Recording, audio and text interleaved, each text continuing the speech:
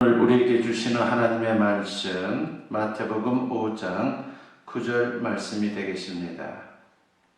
찾으신 줄 알고 제가 봉독해 올립니다. 합평하게 하는 자는 복이 있나니 그들이 하나님의 아들이라 일컬음을 받을 것이미요. 아멘. 오늘 이 본문 말씀을 가지고 팔복, 화평이라고 하는 제목으로 여러분과 같이 은혜를 나누고자 합니다. 인류의 역사는 전쟁의 역사라 해도 과언이 아닙니다. 지금도 전쟁은 계속이 되고 있습니다. 그만큼 전쟁은 끊임없이 계속되고 있는 우리 인류의 큰 문제 중에 하나라 볼 수가 있는 것이죠. 크고 작은 다툼과 갈등은 인간 공동체 안에 끊임없이 일어나고 있는 것이 우리의 현실입니다. 나라 안에, 지역 안에, 그리고 직장 안에, 가정 안에, 심지어 교회 안에서 다툼과 갈등은 계속되고 있습니다. 그래서 인간의 삶은 갈등의 연속이다 라고 말할 수 있습니다. 왜 이렇게 인간 삶 속에는 다툼과 갈등 그리고 전쟁이 계속되고 있는 것입니까? 그 해답을 화평이라고 하는 한자에서 찾아볼 수가 있습니다. 한자로 화할화는 벼화와 그리고 입구가 합쳐진 글입니다. 여기서 벼화는 가을에 거두는 곡식을 말합니다. 그리고 입구는 겨우 내내 나누어 먹는 것을 말합니다. 그래서 화활화는 거두어 들인 곡식을 겨우 내내 모두가 함께 나누어 먹는 것, 그것을 말하는 것이죠. 그리고 평평할 평자는 그야말로 모두가 공평한 것을 말합니다. 결국 화평은 가을에 거두어 들인 곡식을 겨우 내내 모두가 골고루 공평하게 나누어 먹는 것입니다. 그런데 겨우 내내 거두어 들인 곡식을 나누어 먹을 때에 사람들은 욕심을 부립니다. 남보다 더 많이 먹으려 하고 더 좋은 것을 먹으려 합니다. 저마다 그런 욕심을 가지고 있습니다. 그러다가 힘 있는 사람이 남보다 더 많이 또 좋은 것을 차지합니다. 그래서 화평이 깨지는 경우가 많다는 것입니다. 그리고 머리가 좋은 사람이 꾀를 내어서 자기 욕심을 채웁니다. 그래서 화평이 깨집니다. 이렇게 화평이 깨지면 갈등이 생기고 그것이 심해지면 다툼이 되고 그것이 극단적으로 발전하게 되면 전쟁이 되는 것입니다. 그렇습니다. 타락한 인간 마음 깊은 곳에 욕심이 자리 잡고 있습니다. 그 욕심이 발동하면 화평이 깨지는 것입니다. 그래서 갈등과 다툼과 전쟁이 일어나는 것이죠. 성경을 보게 되면 창세기 3장에서 인간이 타락한 직후부터 갈등이 시작되었다는 것을 우리가 알 수 있습니다.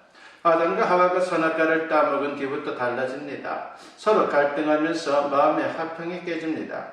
그들의 자식들인 가인과 아벨에게 오면서 그것은 더 심해집니다. 서로 미워하고 다투다가 결국은 형제 간에 살인사건이 발생하고 말았습니다.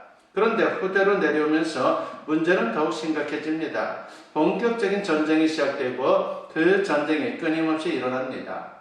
사람들은 이렇게 갈등과 다툼 그리고 전쟁으로 가득 찬 세상에 살면서 화평을 바라게 되었습니다.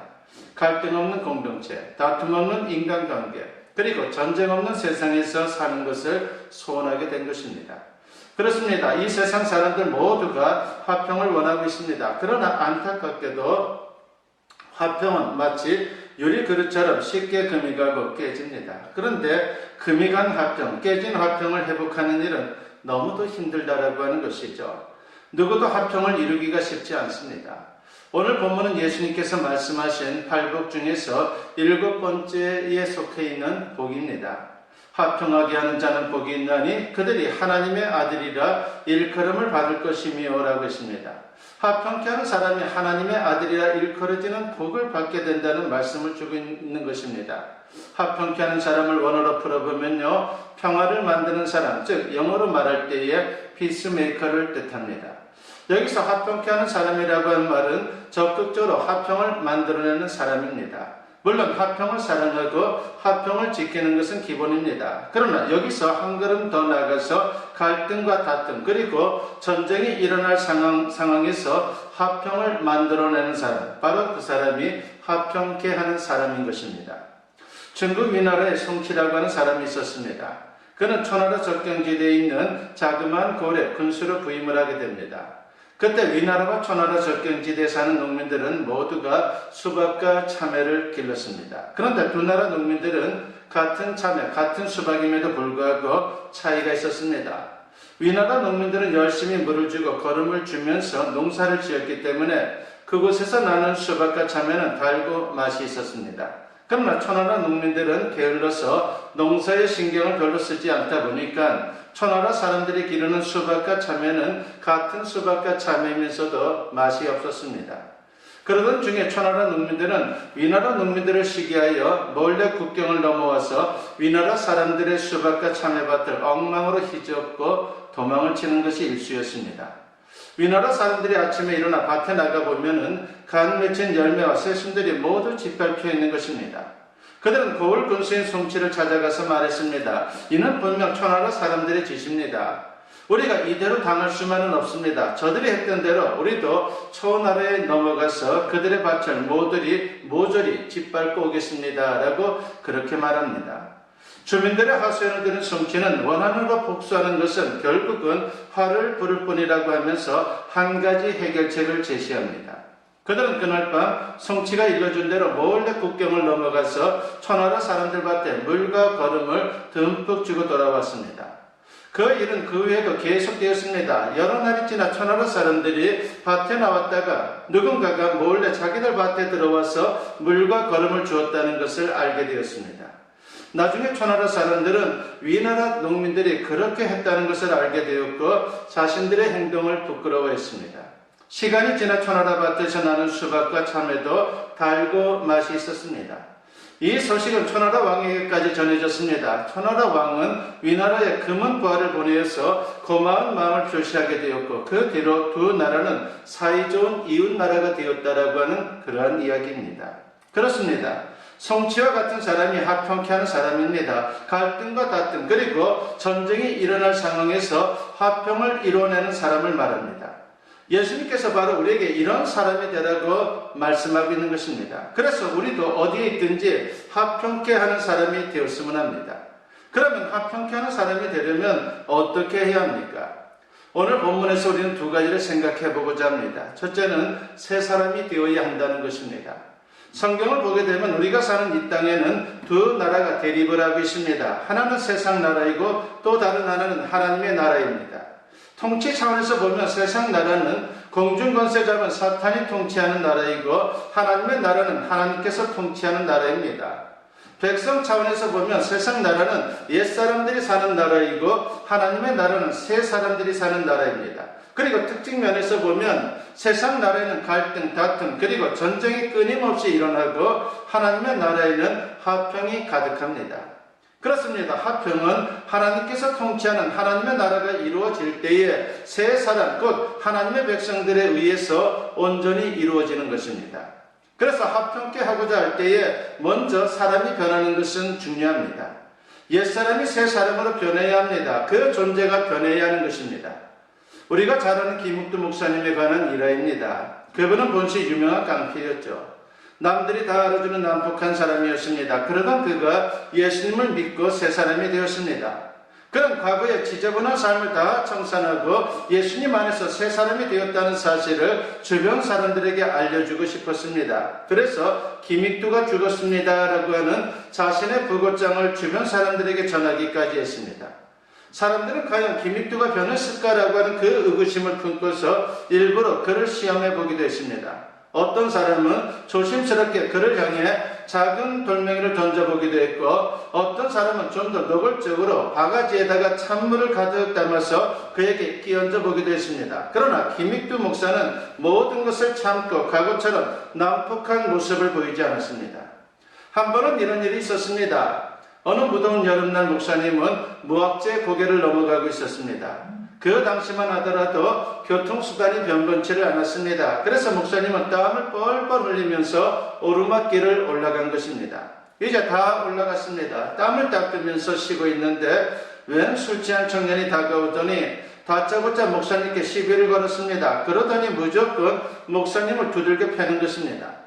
목사님은 그저 가만히 맞고만 계셨습니다. 한참 때리던 청년은 맞는 상대가 대꾸도 하고 반항도 해야지 신이 나서 계속 펼 텐데 그저 가만히 맞고만 있으니까 제풀에 꺾여서 때리던 손길을 멈추게 됩니다. 그저야 목사님은 청년 손을 꼭 쥐고서 물어보았습니다. 이제 다 때렸습니까? 도대체 왜 나를 때렸습니까? 목사님이 본시 유명한 깡패인지라 얼마나 팔힘이 세였겠습니까? 그러니 청년은 내심 기가 꺾였을 것입니다. 그러면서도 모른 척하고 언성을 높였습니다. 네가 나보다 먼저 올라와 기분 나빠서 때렸다. 왜? 어쩔래? 그러자 목사님이 말했습니다. 내가 도대체 누구인지 알고 그러는 겁니까? 바로 내가 김익두라는 사람입니다. 그제서야 청년은 목사님을 알아보았습니다. 청년은 정신이 번쩍 들었고 싹싹 빌었습니다. 아이고 형님, 제가 죽을 죄를 지었습니다. 술에 취해 사람을 몰라보았습니다. 한 번만 용서해 주십시오. 두 번 다시 그러지 않겠습니다. 라고 그렇게 비는 것입니다. 그때 김익두 목사님이 이런 유명한 말을 했습니다. 이놈아, 예수는 내가 믿는데 복은 네가 다 받는구나. 만일 목사님이 예수님을 믿고 새 사람이 안 되었더라면 어떻게 되었겠습니까? 그 길로 청년은 반쯤 죽었을 것입니다. 이놈아, 너 살고 싶거들랑 잔소리 말고 날 따라와. 그러면서 목사님은 청년을 부흥회가 하는 교회로 이끌었습니다. 그래서 그날로 청년도 새 사람이 되었고 나중에는 교회 장로까지 되었습니다. 그렇습니다. 세상 나라에 살던 옛사람에게 주님 말씀이 들어갔습니다. 옛사람이 변하여 새 사람이 됐습니다. 새 사람 눈에 하나님의 나라가 보이기 시작했습니다. 하나님 백성의 삶이 시작된 것입니다. 화평은 하나님 나라의 일입니다. 하나님 나라의 일은 옛사람은 결코 이루어낼 수가 없는 것입니다. 그래서 우리가 변해야 합니다. 예수 그리스도의 복음으로 새 사람이 되어야 하는 것입니다. 복음으로 말미암아 변화된 삶의 모습을 통해서 진정 화평을 이루어갈 수 있는 우리 모두가 되었으면 합니다. 두 번째는 능력을 덧입어야 한다는 것입니다. 화평은 절대로 저절로 이루어지는 것이 아닙니다. 깨진 유리 조각이 저절로 붙어서 유리병이 될 수 없는 것처럼 사람 사이의 갈등이나 다툼도 저절로 해소되어서 화평이 이루어지는 것이 아닙니다. 깨진 유리 조각이 다시 하나가 되어 유리병이 되려면 큰 힘이 필요한 것처럼 사람 사이의 갈등이나 다툼을 끝내고 화평을 이루려고 한다면 큰 힘이 필요합니다. 사도 바울은 에베소서 2장 14절로부터 16절에서 이런 말씀을 합니다. 그는 우리의 화평이신지라 둘로 하나를 만드사 원수된 것 곧 중간에 막힌 담을 자기 육체로 하시고 법조문으로 된 계명의 율법을 폐하셨으니 이는 이 둘로 자기 안에서 한 새 사람을 지어 화평하게 하시고 또 십자가로 이 둘을 한 몸으로 하나님과 화목하게 하려 하심이라 하겠습니다. 화평은 예수 그리스도의 십자가의 능력으로만 이루어질 수 있다라고 하는 말씀입니다. 그렇습니다. 부부 사이의 갈등 결코 쉽게 해결될 수 없습니다. 공동체 안에서의 다툼 결코 쉽게 해결될 수 없습니다.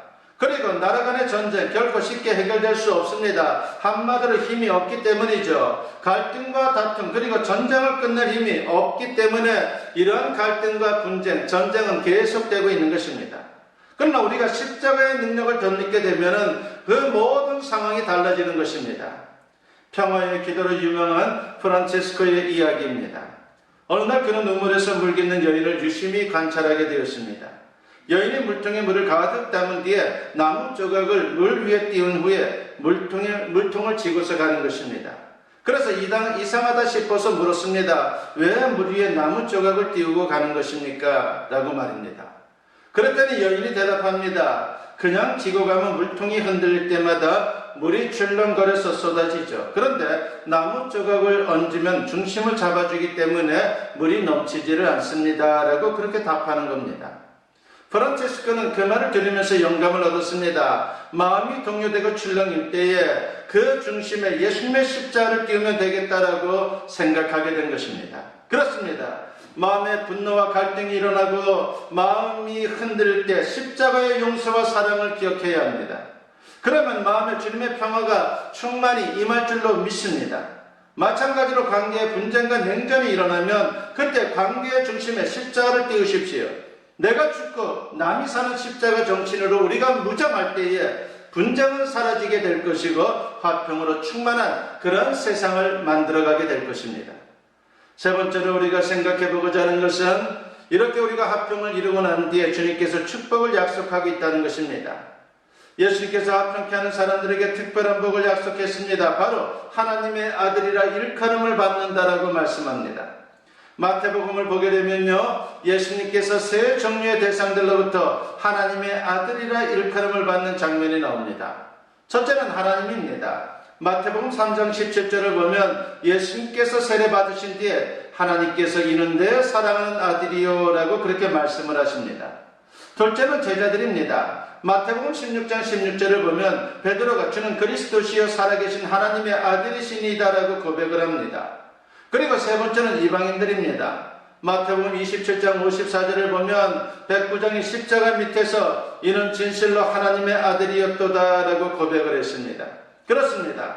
우리도 합평케 하는 사람이 되면은 이렇게 하나님의 아들이라 일컬음을 받게 될 것입니다. 이것은 얼마나 큰 복인지 모릅니다. 우선 하나님께서 우리의 믿음을 인정해 주십니다. 다음으로 같은 믿음의 형제들에게도 인정을 받는 그런 하나님의 사람들이 되는 겁니다. 그리고 믿지 않는 사람들에게도 인정을 받게 될 것입니다. 그렇습니다. 우리가 갈등과 다툼이 일어나는 곳에서 화평을 만들어낼 때에 하나님께서 우리를 하나님의 아들이라 인정해 주실 것입니다. 그리고 믿음의 형제들도 더 나아가 믿지 않는 사람들까지도 우리를 진정한 믿음의 사람으로 인정해 줄 것입니다. 여러분, 하나님 앞에서 하나님의 아들이라 인정받게 되기를 바랍니다. 그리고 믿음의 형제들에게 더 나아가 믿지 않는 사람들에게도 믿음을 인정받을 수 있기를 바랍니다. 그러려면 어떤 상황에서도 화평을 이루는 삶을 살아야 합니다. 그러기 위해서는 새 사람이 되어야 합니다. 복음으로 인격이 변하고 삶이 변해야 합니다. 그리고 주님의 십자가의 능력을 덧입어야 합니다. 삶의 자리에서 합평케 하는 사람이 되어서 모든 갈등과 분쟁을 해결할 수 있는 저와 여러분 모두 될 수 있기를 주님의 이름으로 간절히 축원합니다. 기도드립니다. 사랑과 은혜가 충만하신 아버지 하나님 감사합니다. 오늘도 주님의 말씀을 통해서 화평케 하는 사람에 대해서 살펴볼 수 있도록 우리에게 은혜를 베푸시고 도전을 주시니 감사합니다. 우리 믿음의 사람들 이제 삶의 자리에서 화평케 하는 사람들이 다 될 수 있도록 역사해 주시옵고, 그래서 이 땅에서 우리의 가정에서 우리 주변에서 여러 가지 갈등들을 또한 씻어낼 수 있는 하나님의 능력자들이 다 되게 하여 주시옵소서. 감사드리옵고 예수님의 이름으로 기도드리옵나이다. 아멘. 축복 기도드립니다. 이제는 우리 주 예수 그리스도의 은혜와 아버지 하나님의 무궁하신 사랑하심과 성령의 감화감동 역사 충만하심이 오늘 주님께 예배로 영광 돌리며 선포된 말씀과 같이 삶의 자리에서 화평케 하는 사명을 잘 감당하기를 다짐하고 결단하며 세상을 향하는 주님의 사랑하는 자녀들 위해 지금으로부터 영원토록 함께 하시기를 간절히 축원하옵나이다. 아멘.